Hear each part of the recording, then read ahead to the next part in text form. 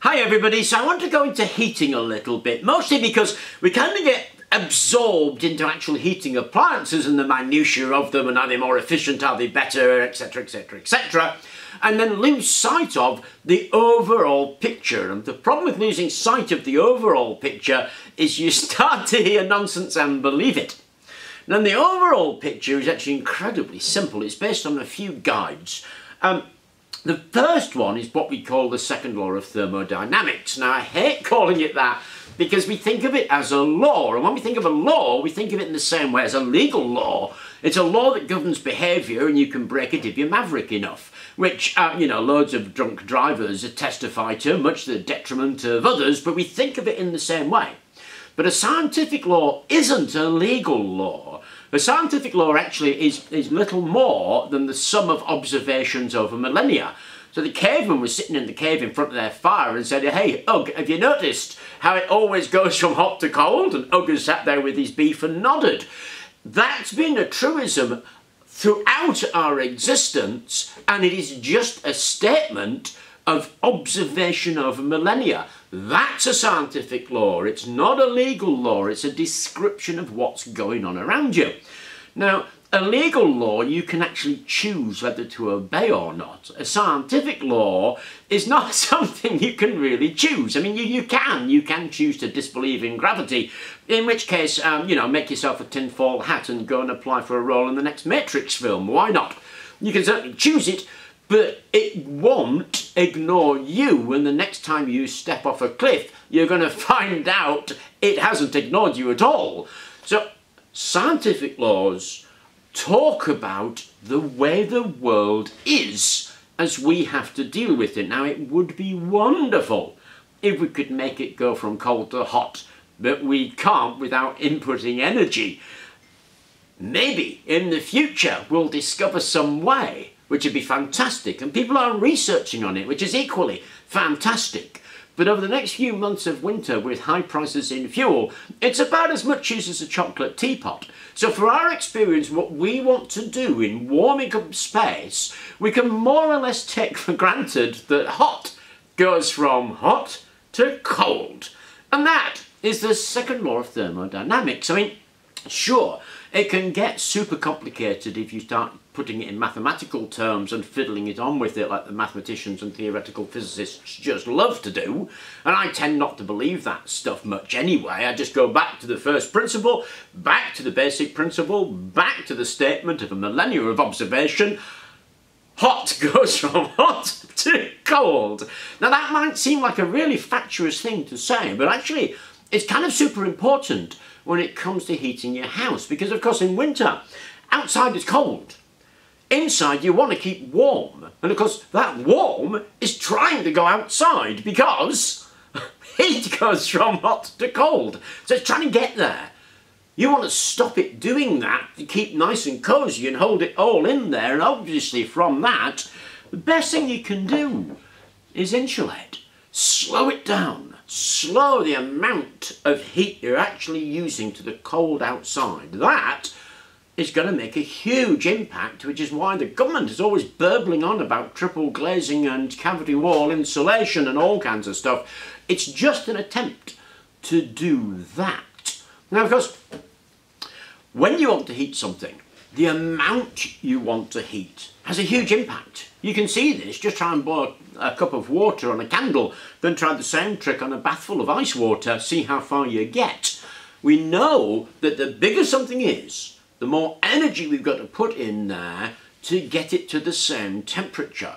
So if you're trying to heat a massive room from a candle, well, you're not really going to do it. If you're trying to heat a small space with a candle, you've got a much better chance. Why? It's smaller, so it requires less energy. So if you see what I mean, these principles are stunningly simple to understand and grasp hold of, and once you've got hold of those principles, they can be applied to what you need to do to heat. So based on those really simple principles, what you need to do, I would have thought, if you don't want to spend a fortune on heating, it's pretty obvious. Try to keep the space that you're heating small. try to make sure that the space that you're heating is well insulated, so you're not losing a lot of the heat and just basically trying to heat the outside. Now, mostly people will just nod at what I just said until it comes to the method, because of course you've got to apply this heat somehow, and there is a huge range of methods that you can apply this heat, and of course that is where we get all the disagreement. And there's one really is the mass heater. You get this whole community talking about how mass heaters are so much better. Well, I hate to break this to you, but they're not. Just think about it. You have more mass because the heater has to heat the mass. If you have more mass, you need more energy because it's more massive. Just go back to your cup of water and your bath of water. The more mass, the more stuff you have to heat up, the more energy you need to put in there to heat it up. It's a basic principle. Okay, mass heaters do give that heat back out slowly over a long period of time, but they don't magically create the heat. They don't pull it somewhere and you get more heat out of it. You just get a different kind of heat. Going to take you more energy to heat it up. Why? It's more mass. Another area of huge contention is electric heaters. Is it better to have a wire heater? Is it better to have a ceramic heater? Is it better to have a radiant quartz heater? Is it better to have an infrared heater? And so on and so on and so on. And what they do is they say, oh yeah, but it's more efficient. Now, efficiency is one of those words used that seems like it means something and actually means nothing at all. So let's say, oh, we all want to live in peace. Well, that's brilliant. Who wouldn't disagree with that?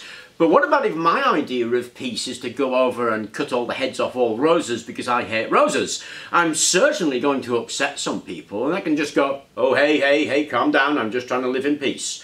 It depends what you mean when you're talking about efficiency, and of course people very rarely explain what they mean. They just use it. It's not very efficient, or it is more efficient, as if it means something, and it doesn't. All electric heaters are 100% efficient. All of them. I mean, there's no difference. What they differ in is how they apply that heat. The efficiency of them makes not one jot of difference. They're all 100% efficient. They just apply it differently.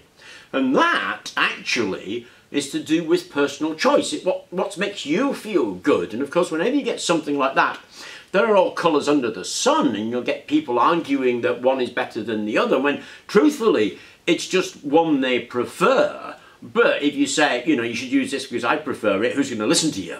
If you say use this because it's more efficient and it's better, then you'll get people listening.